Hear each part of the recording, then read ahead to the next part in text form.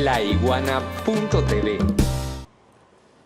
En este caso, investigativos con experticias, como pueden observar, con elementos de convicción que forman parte del desarrollo investigativo del caso Brazalete Blanco y que concretamente vincula en este aspecto que quiero destacar en esta rueda de prensa el día de hoy a la ciudadana Rocío San Miguel en una serie de actividades que para nada pudieran calificarse de protección a derechos humanos y mucho menos de defensa de la paz ciudadana. Quiero tener como una especie de prólogo muy breve, un preámbulo de por qué estamos acá. Ustedes pueden observar y luego vamos a detallar en algún video, en 2 videos, mapas, teléfonos, laptops, tarjetas personales, agendas, en las cuales el órgano investigativo, en este caso Ministerio Público, apoyado por el órgano auxiliar, con los fiscales destacados en esta materia, hemos venido avanzando para no solamente informar sobre la vinculación directa de militares retirados en la trama Brazalete Blanco. Yo la he calificado como una de las 5 tramas de la terrible, vamos a decir así, trama macro que se llama conspiración continuada, porque no ha cesado a partir de el descubrimiento de la primera en mayo del año 2023. Quiero destacar que la operación Brazalete Blanco tenía como principal objetivo un ataque contra la 21 Brigada de Infantería del Ejército Bolivariano y el Batallón Negro Primero, ambos ubicados en Táchira, para hacerse con el parque de armas de este cuerpo y luego atentar contra la vida del gobernador Freddy Bernal y posteriormente iniciar una escalada violenta, sucesiva, estado por estado, hasta llegar a Caracas e intentar magnicidio contra el jefe de Estado, Nicolás Maduro Moros. Los ejecutores, según lo que hemos hasta ahora recabado, habían calculado que el parque de armas que ellos iban, según sus planes totalmente criminales, capturar, consistía en 482 fusiles AK-103, 51 pistolas y 10 escopetas. En este caso, como informamos en su momento, fue clave la detención de un verdadero terrorista criminal por todo lo que es su trayectoria. Me refiero a Ángelo Heredia, que ha permitido develar quienes estaban involucrados con él en esta trama. Quienes no saben o no recuerdan quién es Ángelo Heredia, quiero destacar que él en el año 2016 fue detenido, no por querer lanzar fuegos artificiales en carnaval, no. Él intentó, y fue detenido antes de eso, con explosivos, volar la sede del SEBIN. Fue detenido, fue capturado, fue ingresado a la cárcel de Ramo Verde y de allí se fuga en el año 2017.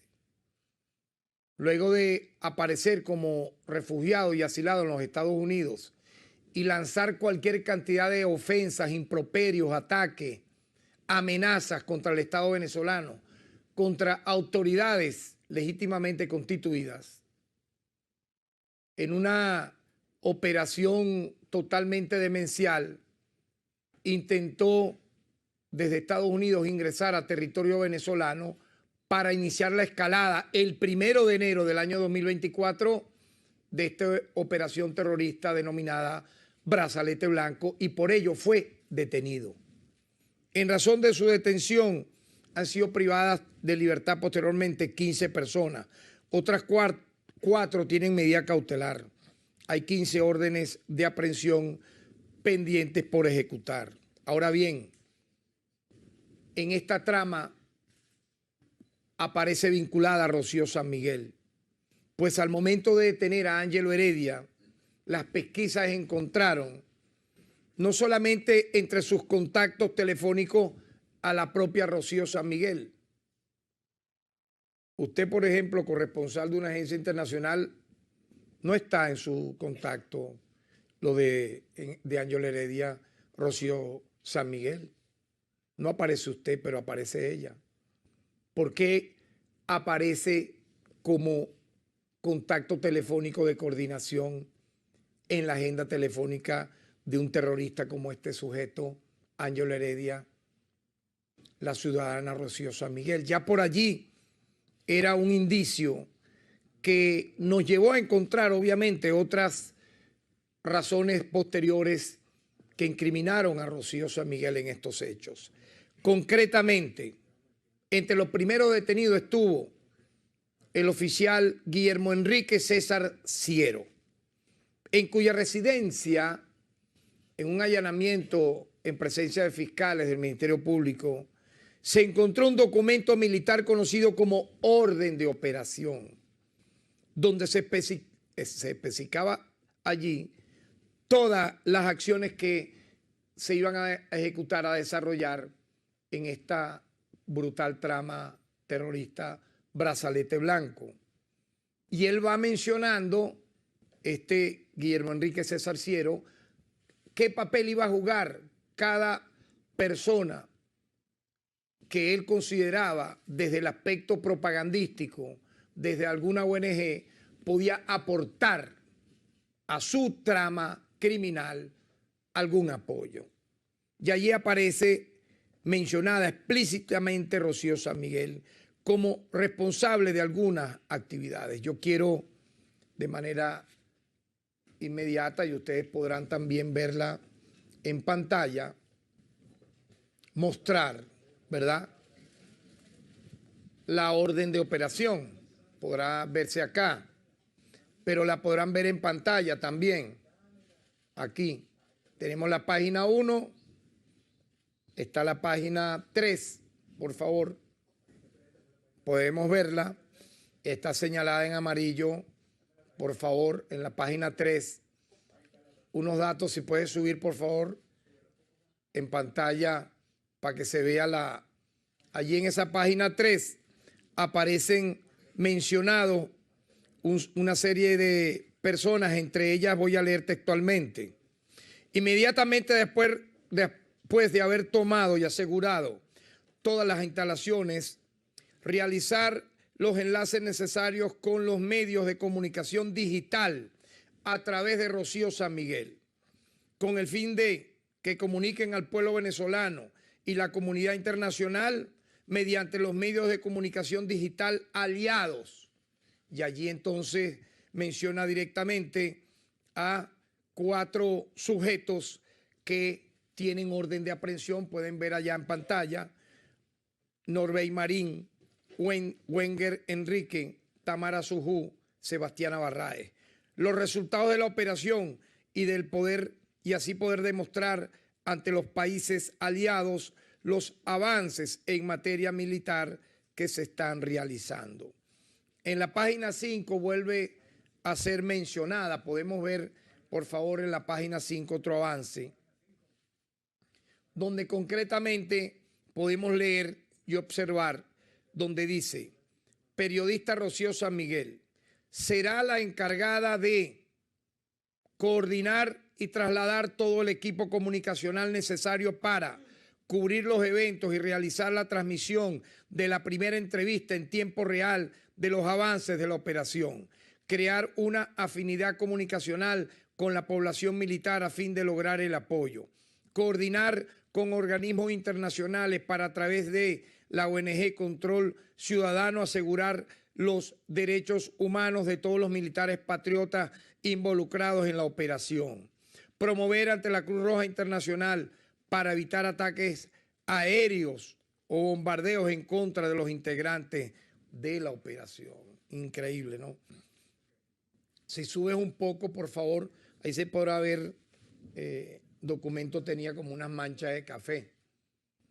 Ese tomando café se le chispoteó, como diría el Chapulín Colorado, pero algo bien, bien feo bien terrible. Aquí podemos ver, si me permiten, aquí podemos ver, si acercan la pantalla, la orden de batalla, la llama este oficial traidor César Ciero, ¿verdad? Pueden acercar, por favor, la cámara. Este es el original que le fue incautado y que está en la cadena de, como pueden ver, está en la cadena de custodia respectiva del Ministerio Público. Pueden ver acá en pantalla, por favor. Y que ya hemos parte de las mismas transmitido y ustedes observado en esta rueda de prensa. Entonces nadie podrá ahora referir que a partir de allí no podía el Estado venezolano iniciar, como en efecto lo hicimos, una investigación. Pero por Dios, dígame en qué lugar del mundo, teniendo estos elementos de convicción, estos elementos investigativos a la mano, usted no inicia una investigación, usted no coloca una alerta migratoria, usted no tiene una orden de aprehensión. Eso lo tenía previsto el Estado venezolano y actuó en consecuencia. Entonces yo quisiera que alguien me explicara de los presentes. El Estado venezolano tiene entonces que bajar la guardia y permitir que se ejecuten todas estas operaciones criminales para bañar de sangre el país impunemente, y aquí no ha pasado nada. Y todos los involucrados, darles más bien un reconocimiento, condecorarlos. Entonces, será. Yo pregunto, ¿qué pasaría en los Estados Unidos de América, en España, en los países de la Unión Europea, del extinto y fenecido Grupo de Lima, etcétera, si personas, sean de cualquier raza, color, religión, género, masculino, femenino, etcétera, aparezcan vinculadas en una orden, como la llama este demente, orden de batalla, una orden de operación para propagar acciones criminales y que impliquen, como él bien lo refiere allí, ¿verdad?, en su manual todo pirata, pero muy, muy peligroso, el apoyo comunicacional de personas que él ya conocía, Ángelo Heredia, y con quien él trabajaba a través de estos cómplices. Yo quiero entonces, luego de hacer esta lectura, que ya la vimos en pantalla, expresar lo delicado que es tener como fachada una ONG que se vincule a organismos internacionales como la Cruz Roja, entre otros, como organismos también de derechos humanos, tanto nacional como internacional, para presuntamente luego proteger, entre comillas, la dignidad humana de quienes practiquen acciones terroristas. Entonces, habría una gran pregunta frente a esto que estamos en desarrollo observando. ¿Es Rocío San Miguel entonces una defensora de los derechos humanos y la ONG Control Ciudadano pudiera calificarse una organización humanitaria que debiera estar entonces en Gaza, en el terreno, porque tienen una especie de sedes, entre comillas, fantasmagóricas, que ahora le quieren dar esa fachada casi que global y mundial, cuando no es así, cuando no es así. Yo quisiera reflexionar sobre este tema. Aunque no existe una definición exacta sobre lo que es un defensor de los derechos humanos, quienes desde los años 70 integramos Comité de Base de Defensa de los Derechos Humanos, en lo personal también luego pertenecía a una ONG, la Comisión Justicia y Paz de Petare, fundada y liderada por el padre Matías Camuñas, recientemente fallecido, y a quien lo hemos honrado con aquí hay una orden en derechos humanos conocida como Matías Camuñas en homenaje a él. Fue el precursor de todas las investigaciones que se hicieron a partir de la masacre del 27 y 28 de febrero, Matías Camuñas. Quiero recordar, en base a toda esa experiencia, haber sido asesor de Derechos Humanos en la Comisión de Derechos Humanos del Congreso de la República en los años 90, presidente de la propia Comisión de Derechos Humanos de la Asamblea Constituyente, que redactó el título 3, de la cual muchas de estas personas hacen bandera. Pero ¿quiénes fuimos los responsables de que esté el título 3 de los derechos humanos en la Constitución? Nosotros, donde está el capítulo de derechos civiles, políticos, económicos, sociales, culturales, ambientales, pueblos indígenas, pero no para promover acciones terroristas. Y en base a ello yo tengo que decir un requisito fundamental, es bien importante, que exige las Naciones Unidas. Exige que los defensores de los derechos humanos deben ser todas sus acciones pacíficas, según lo establece en la declaración que existe en la ONU sobre defensores de los derechos humanos. Todas las acciones tienen que tener un sentido netamente pacífico. Por esto es absolutamente incompatible que un defensor de derechos humanos participe o se vea involucrado en acciones donde estén planeados asaltar cuarteles e iniciar acciones magnicidas en contra de autoridades del Estado venezolano. Yo pienso que a partir del momento en que aparece involucrada, señalada en la trama Brazalete Blanco de manera ipso facto, si antes era encubierta su perfil, que no es de defensor de derechos humanos por todo lo que hemos visto, sino de espía, de agente, alguien que se valía de tener contactos vía de parejas o relaciones públicas, etcétera, con miembros de la Fuerza Armada para luego desatar una serie de acciones que atentan en contra de la soberanía nacional. Las pesquisas incluso nos ha llevado a tener otros indicios aparte de este, para considerar que la señora Rocío San Miguel está lejos de tener ese perfil. Por cierto, yo conocí mujeres activistas de derechos humanos en los años 90, a las cuales respeto, independientemente que su posición sobre lo que es el Estado venezolano, lo que es la separación de poderes de cada poder público. Aquí hay 5 poderes: el ciudadano, el electoral, el ejecutivo, el legislativo, el judicial. Independientemente de su posición en contra del Estado venezolano, yo respeto la trayectoria, por ejemplo, de 2 mujeres como Ligia Bolívar, a quien conocí en la época de Provea a principios de los 90, o de Liliana Ortega de COFADIC.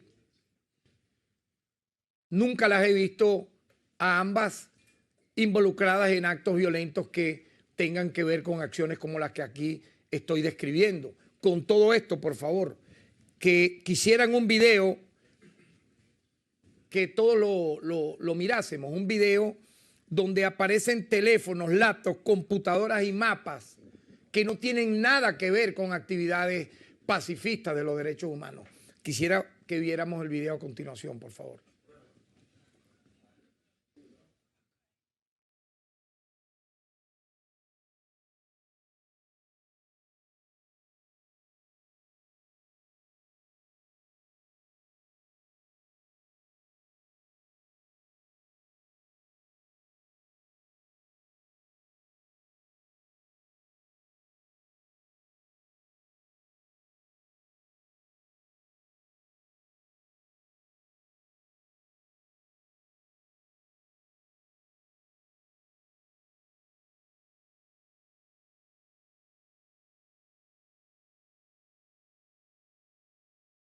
Estoy practicando.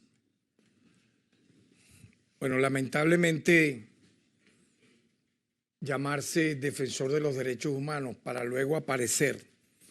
Ese video que ustedes están viendo en allanamiento realizado con presencia de sus familiares, de la señora Rocío San Miguel, de fiscales del Ministerio Público, incluso había abogados allí. Se consiguieron 18 mapas cartográficos. 18 mapas cartográficos. Alguien diría, bueno, cualquiera puede tener ese mapa. Depende. depende, porque en los mapas aparecen demarcados numerosas instalaciones militares con respectivas zonas de seguridad en todo el país. Hemos dispuesto aquí uno de ellos, junto al resto de las evidencias. Yo quisiera, por favor, que la cámara se acercara acá, por favor. Vean, este es uno de los 18 mapas. Explíquenme ustedes qué hace. Usted puede tener el mapa, pero tener las coordenadas en segundos, minutos, horas de instalaciones militares, todas ellas vinculadas a la SODI, a la REDI. Eso tiene que llamar no solamente poderosamente la atención, sino que eso se desvincula absolutamente, de manera absoluta, de cualquier actividad humanitaria. Esto que tiene que ver con la Cruz Roja, esto que tiene que ver con proteger refugiados. Porque usted tiene que tener 18 mapas, todos de esta manera prefigurada, ya estaban así, con las respectivas coordenadas. Aquí tuvo que tener obviamente una presencia militar cercana que le fue llevando, que le fue indicando. ¿Y por qué usted tiene que tener eso? Ahí no hay libros de filosofía, de literatura, de teoría del derecho, de Zaffaroni, de quien usted quiera, no. Se le consiguieron estos mapas que yo quiero destacar, por ejemplo, en este mapa que acabo de mostrar acá. Allí aparecen Puerto Cabello y Borburata, por ejemplo.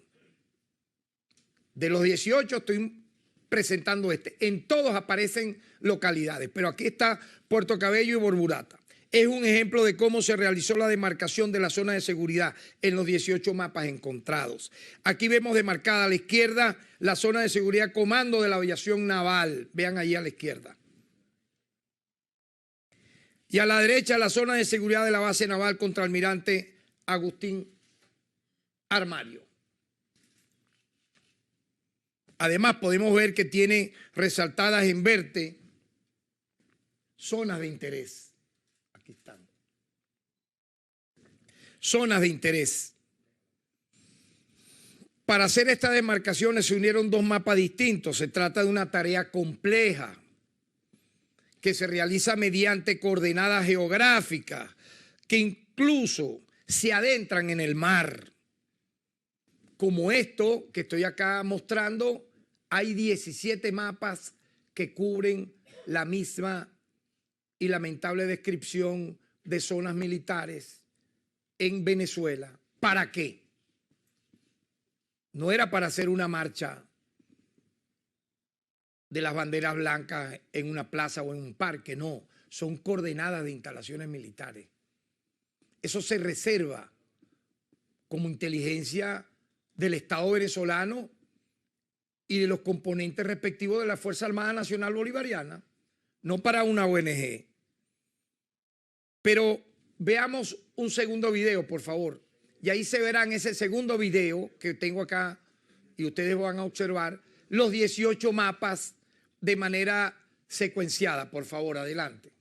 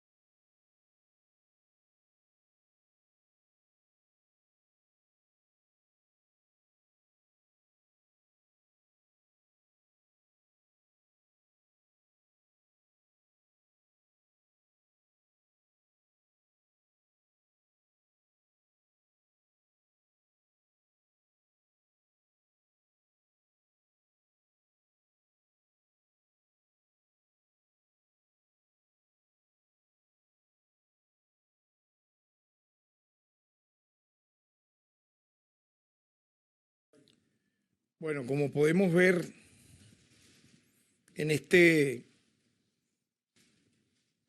videos, en total hay más de 24 zonas de seguridad demarcadas. En cada uno de estos mapas, por favor, en cada uno de estos mapas, aquí están en físico y pertenecen a la cadena de custodia que tiene el Ministerio Público, ¿verdad? Y que los mismos familiares reconocieron en el allanamiento que sí, que eran de ella,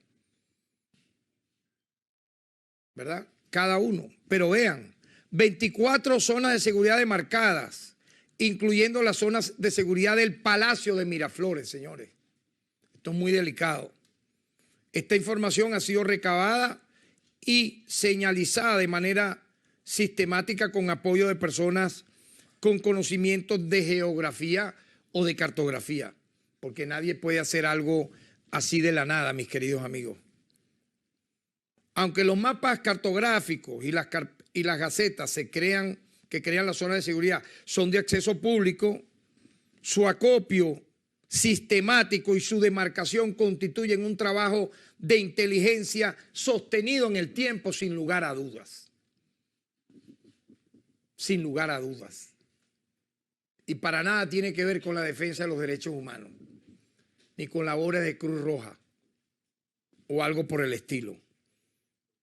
Apenas hemos encontrado evidencia de la elaboración de listados y perfiles de los mandos militares. Además de esto, ¿por qué, entre comillas, una presunta activista de derechos humanos tiene que tener los listados y perfiles de los mandos militares del país y de sus comunicaciones? Se desprende que posee listas de todo el personal militar, sin excepción. Eso está aquí en este tipo, por favor, si me permites, acá. En estas laptops se han recabado, en estos teléfonos, en estas evidencias que, si me permites, acá en estas carpetas. Explíqueme por qué un activista de derechos humanos, entre comillas, tiene que tener el perfil de listados de los mandos militares del país, aparte de las coordenadas que he mencionado de la zona de seguridad. Obviamente que toda esta información nos habla de un perfil que no pertenece a una defensora de los derechos humanos, sino a una agente a la cual inclusive, si me permiten, le hemos conseguido, y está en la cadena de custodia, pagos en dólares de una transnacional petrolera. Me estoy enterando que un activista de derechos humanos y de una llamada ONG tiene que tener pagos de una transnacional petrolera. Increíble.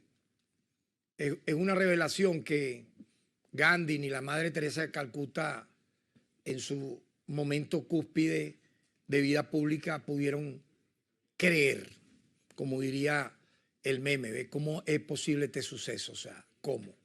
Que un activista de derechos humanos entonces tenga, oye, esto es sorprendente, tenga todo esto acopiado. Esto no tiene nada que ver, créanme. O sea, uno que luchó en los momentos más duros y terribles, créanme, permíteme que hable en primera persona, en la época represiva de terrorismo de Estado más cruenta. De cuando acá uno reunido en la Comisión Anticipada de Petare, en un comité de defensa de derechos humanos en el Tigre, en Mérida o en Caracas, uno tenía que estar teniendo cartografías y coordenadas militares de cuarteles y perfiles de cada uno de los jefes militares del país. Para nada, créanme. Y yo creo que las mujeres que mencioné acá, a las cuales conocí en ese periodo histórico de los años 90, u otros activistas, mucho menos pienso que en sus casas puedan haber todos estos elementos que aquí hemos recabado. Resalta, por ejemplo, un detalle interesante, innegable e irrefutable. Le entregó información a un embajador europeo sobre el fortalecimiento del sistema de defensa antiaérea del país. ¿Por qué? Porque usted tiene que reunirse con un embajador de Europa, de una superpotencia extranjera, para darle toda esa información del fortalecimiento del sistema de defensa antiaéreo del país. Se trata de una información que no es de acceso público y menos de una ONG, y que ha sido compartida con una potencia extranjera, delicado. Se han conseguido intercambios similares a este que estoy mencionando con embajadas de 3 países más, pertenecientes también a potencias extranjeras, para una suma de 4 interactuaciones directas de reuniones secretas en Venezuela, y también ella revela en la extracción telefónica en la Unión Europea, en Estados Unidos, con legaciones diplomáticas. Incluso dice que se ha reunido con militares en esos países para transmitir esta información. Eso es muy delicado, porque eso se le reserva a quienes tienen esa cualidad. Agregados militares, supóngase usted en una nación que el comandante en jefe de la Fuerza Armada, jefe de Estado Nicolás Maduro, imagínense, le diga, bueno, mira, usted como agregado militar, reúnase con el agregado militar, supóngase, de Italia, de China, de Japón, de Rusia, de X país, y comparta en base a un plan de cooperación militar información sobre temas de interés, pero que lo haga, entre comillas, una presunta activista de derechos humanos con una ONG cuyo miembro es ella sola nada más. Hacer esta actividad, reunirse con embajadores y darle información sensible del sistema militar venezolano y fuera del país también. Obviamente que, aparte de delicado, son elementos de convicción contundentes para haber dictado la orden de aprehensión en su momento e imputado. También quiero destacar un protocolo que tenía la señora Rocío San Miguel de extremas medidas de seguridad para casos como este. No le funcionó. Pero vean, tenía un protocolo de seguridad para esconder sus aparatos electrónicos a la hora de una eventual detención. Ella sabía que estaba haciendo actividades al margen de la ley. Este protocolo se activó al momento de su captura y fue ejecutado por su entorno más cercano, los cuales tienen medidas cautelares, están en libertad, bajo régimen de presentación, porque participaron de esta acción que es ilegal, ¿verdad? Que es esconder todos estos elementos de convicción que acá estamos viendo. Trasladando equipos por varias locaciones, tratando de eludir la acción de la justicia. Incluso, fíjense, de Maiquetía, los aparatos telefónicos, la Lacto, pasaron a La Guaira, en La Guaira, luego al Marqués, en Caracas, y de Caracas fueron trasladados a Higuerote y fueron a parar en zonas aledañas de Guárico. Igual fueron decomisadas, fueron incautadas. ¿Por qué tiene usted que hacer todo esto? Explíquenme.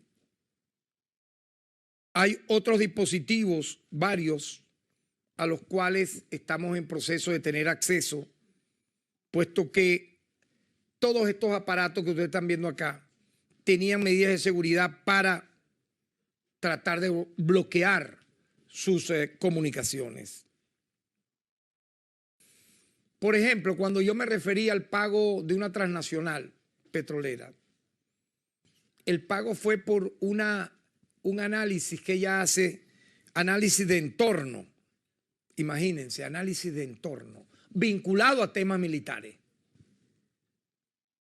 Igualmente quiero destacar quienes están siempre vociferando y que mintieron y los desenmascaramos, porque les duele mucho cuando uno tiene la experticia técnica, cuando uno tiene la academia de haber estudiado el tema de los derechos humanos en posgrado. No lo he culminado, algún día lo voy a culminar seguramente. De la maestría de Derechos Humanos en la UCB, aparte de los posgrados que uno ha tenido en Derecho Penal. Uno se ha dedicado a estudiar este tema, el tema del derecho, ¿verdad? Entonces, mienten de una manera tan brutal que se les cae todo, cuando ni siquiera saben lo que significa el concepto de desaparición forzada. Ah, ahora quieren variarlo. No, que una desaparición forzada es una detención. ¿Quién dijo eso? Una desaparición forzada tiene como punto nodal el secuestro, el pase de privativa ilegítima de libertad por un órgano, en este caso un órgano aprehensor, que no comunica ni siquiera, en este caso, al titular de la acción penal, el Ministerio Público. Y que lamentablemente dicha desaparición forzada, en la gran mayoría de los casos, como pasó aquí en los años 60, 70, 80 y 90, de la llamada democracia punto fijista, culmina con la tragedia brutal de que dicha desaparición forzada se convierte en un asesinato. Los casos lo he nombrado una y otra vez y hay que nombrarlo. De Noel Rodríguez, de Felipe Malaver, de Alejandro Tejero Cuenca, de los hermanos Pasquier, de Víctor Soto Roja. ¿Dónde están? Han pasado 60, 50 años, sus restos no han aparecido. Entonces van a venir a decir que una persona a la cual se le tenía este seguimiento, producto de las revelaciones de lo que se le consigue a Ángelo Heredia y al oficial César Ciero, se le dicta la orden de aprehensión, se comunica dicha detención, se comunica igualmente la presentación de esa persona ante los órganos jurisdiccionales, se informa con un comunicado, con una rueda de prensa de los alcances de eso que ha ocurrido, e incluso en el tiempo que toca, este fin de semana, sus familiares pudieron visitarla.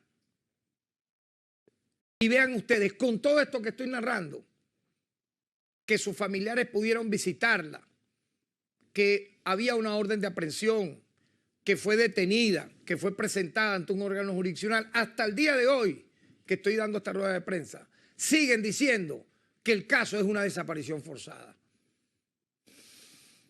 Es indignante, en verdad. Es indignante, una burla absoluta. Eso podrán convencer a fanáticos. Yo estoy seguro que habrán fanáticos, vos que se creen todo lo que pueda parecer, pero hagamos un debate real con todo esto. Yo quiero que se inicie un debate sobre esta materia, porque esto es una ofensa a los defensores de derechos humanos que arriesgan su vida en Cisjordania, en Gaza, ahorita en Palestina, por ejemplo, para no hablar de otros lugares. Es una ofensa, ¿ves?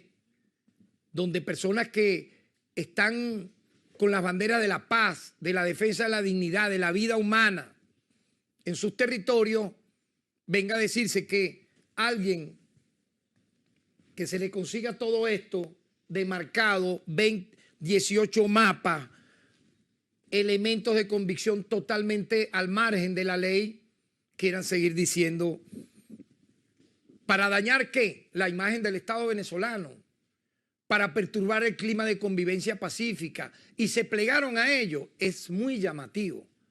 Organismos como la Oficina del Alto Comisionado de Derechos Humanos de la ONU, eso no está en lo que significa el nacimiento de una oficina como esa, o de órganos vinculados a este tema. Ahora, yo digo, hay inmunidad e impunidad. De pronto alguien dice, yo voy a montar una ONG, soy defensor de derechos humanos, participo en actividades conspirativas como cubierta, y hay inmunidad e impunidad. O para una profesión, alguien que sea periodista, abogado, médico, por ser profesional, dice, oh no, detuvieron un abogado, pero si el abogado violó su propio código de funcionamiento, si un médico comete mala praxis, no puede ser detenido entonces. Si un periodista, en vez de ser periodista, fomenta, promueve, instiga a actos terroristas, no puede ser entonces investigado. Me estoy enterando porque eso no existe. No hay ningún organismo, ningún artículo en ningún lugar del mundo que le dé inmunidad e impunidad para ello. Recuerdo claramente un menor de edad que en la época del gobierno de Obama escribió un Twitter solamente que dijo muerte a Obama, duró 2 años preso, solamente por un Twitter. Ah, pero entonces pasa todo esto que estoy aquí mencionando y la persona no tiene ni siquiera que ser investigada. Increíble. Yo quiero entonces, luego de mostrar todo esto, pasar Me dicen que hay algunos corresponsales que quieren hacernos algunas interrogantes. Con mucho gusto, pues lo voy a atender brevemente, por favor. Muy buenas tardes. Primera pregunta a cargo del periodista Román Camacho, medio Contrapunto. Buenas tardes, fiscal. Ya que mencionó la oficina del Alto Comisionado de la ONU, quisiera conocer su opinión sobre la suspensión y expulsión de esta oficina de los derechos humanos en Venezuela y también cómo explica la suspensión de esta oficina, ya que su carácter era simplemente técnico. Bien.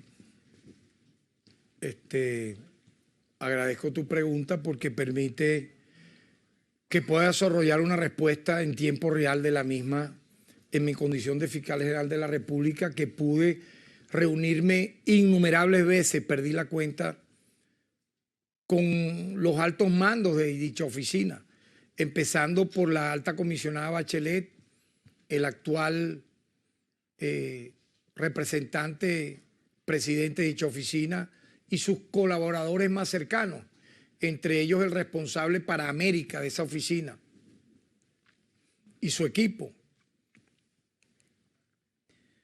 Es extraño, por ejemplo, que tú lo dijiste, una oficina técnica que arrancó para hacer actividades meramente de cooperación, de formación, etcétera. Yo diría que más allá de asesorías técnicas, comenzaron por preocuparse de forma muy extraña en expedientes vinculados todos ellos a personas que tenían ya orden de aprehensión, que habían sido imputadas, que habían sido acusadas, incluso algunas ya condenadas por casos que para nada tienen que ver con la defensa de los derechos humanos, sino casos de conspiración, de asesinatos, y queriendo fungir ya como auditores. Yo me hago una pregunta entonces públicamente acá. ¿Una oficina de cooperación en derechos humanos tiene por qué estar auditando expedientes? ¿Tiene por qué estar solicitando en listas? Cada día eran más largas expedientes. Incluso me llama mucho la atención pidiendo expedientes que tienen que ver con temas como lucha contra la delincuencia organizada. ¿Por qué? ¿Qué tiene que ver, por ejemplo, expedientes que están en la Dirección General contra la Delincuencia Organizada con Derechos Humanos? Pidiendo expedientes que están en la Dirección General contra la Corrupción. Pidiendo expedientes incluso vinculados a delitos comunes, asesinatos. Ustedes me dirán, ¿cómo qué? Bueno, solicitaron revisar. ¿Por qué? Pregunto yo. El expediente del doble asesinato de Cancerbero, Tyron González. Eso es muy llamativo. Y Carlos Molnar. Revisar ese expediente, donde ya hay una condenatoria y una sentencia definitivamente firme en dos personas que entre el 26 y 27 de diciembre, primero, recuerdo, ellos mismos estuvieron en una audiencia de prueba anticipada de delación que literalmente esclareció este doble asesinato, donde ellos delataron y asumieron su responsabilidad. Y luego, el 1 de febrero, hubo una audiencia preliminar donde estas dos personas, Natalia Améstica y Guillermo Améstica, asesinos de Cancerbero y de Carlos Molnar, admitieron su responsabilidad frente a ese abominable doble asesinato. Y por ello fueron, tal como lo establece la legislación penal venezolana, automáticamente condenados. Solicitamos 30 años por la admisión de los hechos, hubo una rebaja a 25 años. Entonces, tú estás pidiendo los expedientes también de los asesinos de Cancerbero. ¿Para qué? Para defender a los asesinos de Cancerbero, donde hay 154 diligencias realizadas, más de 105 medios de prueba mostradas en los 3 meses que duró la investigación y en el juicio para culminar con esa respectiva condena. Es realmente sorprendente, ¿no? Que se pida causas penales de este tipo, tú me perdonas, ajenas totalmente a una oficina de alto comisionado en derechos humanos y vimos cómo lamentablemente no rectificaron cuando, a pesar de haber ellos sido informados que Rocío San Miguel estaba detenida, a pesar de haber sido informados que estaba imputada, que había sido recluida en el SEBIN, a pesar de toda esa información, ellos seguían manteniendo la tesis de que había una desaparición forzada. Entonces, oye, de verdad es ofensivo al memorándum que se firmó y por eso el Estado venezolano ya, en este caso, es el Poder Ejecutivo. Yo soy miembro del Poder Ciudadano y hay separación de poderes en este país. Cada quien en su competencia decidió, ¿verdad? Decidió suspender temporalmente por 30 días esa oficina y ese memorándum de cooperación queda en suspenso. Pero como fiscal general de la República yo puedo dar este testimonio aquí y ojalá se difunda esto que estamos acá diciendo. Y los medios internacionales están dados a captar un 1% de una verdad y muchas veces colocar un 90% de conjeturas, de opacidad. Copie textualmente todo esto que aquí hemos mostrado en esta rueda de prensa, porque aquí hay elementos, señores, de convicción de carácter criminalístico. Estudien al menos, cuando sean personas que quieren informar sobre algo, estudien las ciencias penales, la ciencia de la criminalística.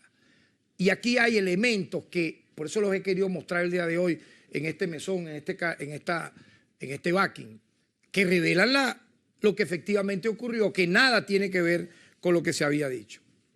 Otra pregunta. Segunda pregunta a cargo de la periodista Liz Flores, Venevisión.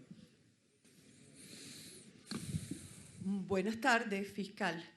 La abogada Rocío San Miguel ha sido nombrada en algunos medios de comunicación como defensora de los derechos humanos y coordinadora de la ONG Control Ciudadano para la Seguridad y Defensa de la Fuerza Armada Nacional Bolivariana. ¿Cómo explicar esta contradicción que una defensora de los derechos humanos esté implicada en una operación delicada como la Operación Brazalete Blanco, que de acuerdo a las investigaciones del Ministerio Público tenía como fin realizar atentados violentos en el país? Bueno, yo creo que voy al detalle de lo que me has preguntado, pero en el transcurso de la rueda de prensa he tratado de desarrollar conceptos incluso tomados de Naciones Unidas y de la propia experiencia testimonial que pudiera tener en esa materia, ¿verdad? La actividad de la ciudadana Rocío San Miguel era ajena a esa fachada que pudo haber tenido su ONG, Control Ciudadano, porque todo lo que hablaba allí era de temas militares. Todo lo que hablaba era en contra de la Fuerza Armada Nacional Bolivariana. Todo lo que se difundía y lo que hemos visto ahora, hablar con representantes diplomáticos de 4 potencias extranjeras para darle información militar, tener en su casa coordenadas de zonas militares venezolanas, incluyendo fotos al detalle de las cercanías del Palacio de Miraflores, pagos para servicios donde informaba sobre temas militares sensibles de la nación a transnacionales petroleras extranjeras. Yo creo que una defensora de los derechos humanos, si la ONU lo establece como en su declaración de defensores de derechos humanos, las actividades todas tienen que tener un sentido estrictamente pacífico. Al momento que usted se desvincula de eso, ya no es eso. Yo pienso que era una fachada para hacer este tipo de trabajo. Incluso hay declaraciones de la ciudadana Rocío San Miguel donde ella solicita, pide sanciones contra el Estado venezolano. Eso está público, lo han difundido. Sanciones contra el Estado venezolano. ¿Qué ha dicho la ONU de las sanciones contra el Estado venezolano? Las ha calificado de violaciones masivas a los derechos humanos. ¿Cómo usted va públicamente ante la Corte Interamericana de Derechos Humanos? Y ahí está público ese video. Pide sanciones a Venezuela. Y aparte dice que las sanciones deben sofisticarse más. Pide que sean más sofisticadas aún. Yo pregunto, ¿qué es más sofisticada? Una intervención militar, quirúrgica. ¿Qué es? Y eso está público, señores. Vean los videos ante la Corte Interamericana de Derechos Humanos, donde está el histrionismo de por medio. Y aquí lo que estamos mostrando es muy delicado. La vida humana en Venezuela no vale. O sea, por ejemplo, la operación Gedeón fue una acción humanitaria para control ciudadano. El desembarco de exboinas verdes para matar y asaltar cuarteles. Lo que ocurrió el 4 de agosto del año 2018, la tarima presidencial, cuyo objetivo era el magnicidio contra el presidente de la República. Y allí estábamos el alto mando, digamos, de los poderes públicos civiles y el alto mando militar presente en esa tarima. El objetivo era el magnicidio contra el jefe de Estado, Nicolás Maduro, pero iba a haber una masacre. Entonces yo me pregunto, ¿eso es una acción humanitaria la cual tiene luego que salir, como hemos visto, presuntos defensores de derechos humanos, pidiendo la libertad de los que están procesados y condenados por ese intento de masacre que ocurrió el 4 de agosto del año 2018? El intento de golpe de Estado de abril del año 2019, cuando se roba todo el parque de armas de la Asamblea Nacional, fusiles, granadas, y lo llevan al distribuidor Altamira. ¿Para qué era? Era para matar. Entonces los detenidos son ahora presos políticos y hay que darles la cubierta y fachada de presos de conciencia cuando su intención era matar y asesinar y provocar una guerra civil en este país. Yo de verdad no entiendo eso. Y nadie en su sano juicio lo entenderá. Existen fachadas, así lo veo yo. Usted se encubre de una acción para, en el fondo, hacer lo que era una agente al servicio de potencias extranjeras para revelar información sensible de carácter militar a esos países en detrimento de la estabilidad democrática venezolana. Eso nada tiene que ver con derechos humanos ni con control ciudadano. Ese era un control más bien que pretendía muy, me perdonas la palabra, muy piratamente, muy mediocremente. Pero bueno, se vendía así. Como una gran experta y genio en materia militar no lo era. Porque si fuese así, entonces explíquenme. Gracias. Tercera y última pregunta a cargo del periodista Luis Guillermo García, Telesur.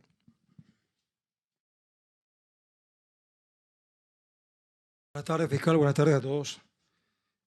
Fiscal, usted ha mencionado el caso de la conspiración Brazalete Blanco, pero también ha mencionado varios eventos de conspiración.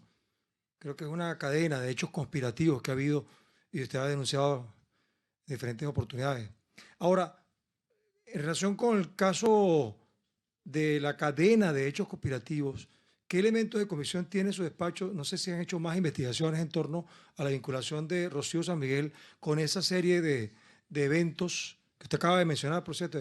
No sé si está vinculado solamente a Brazalete Blanco o tiene, como usted ha dicho, mapas, reuniones, qué sé yo, con otros eventos conspirativos. Bueno, mira, yo pienso que la diferencia, por ejemplo, de lo que, como tú señalas, pudimos haber anunciado en ruedas de prensa anteriores a esta, es que a esta yo le he querido dar un sentido criminalístico. ¿Por qué? Porque lo que estamos aquí mostrando lo pudieron haber visto ustedes en video. Vuelvo a recalcarlo acá en pantalla, si me permiten, con estos mapas, estas señalizaciones, ¿verdad? Estas coordenadas de zonas militares que podemos ver, algunas incluso en verde, ¿verdad? Todo lo que implica una metodología técnica con apoyo y asesoría de militares que le facilitaron de seguro esta especie de sincronización de información sensible para la seguridad de la nación. Es determinante para vincularla directamente en la trama Brazalete Blanco, pero es que aquí está, si usted me permite, aquí está la llamada orden de batalla, ¿verdad? Que este señor César Ciero tenía en su poder y que fue como medio de prueba totalmente relevante, decisivo para adelantar las fases investigativas, donde vuelvo y repito, aparece mencionada la ciudadana Rocío San Miguel, tanto en la página 3, si en pantalla pudieran nuevamente enfocarse esas evidencias, que ya las habíamos mostrado, tanto en la página 3 como en la página 5. Ahí está, si subes por favor. Ahí está, en la página 3 y en la página 5 aparece.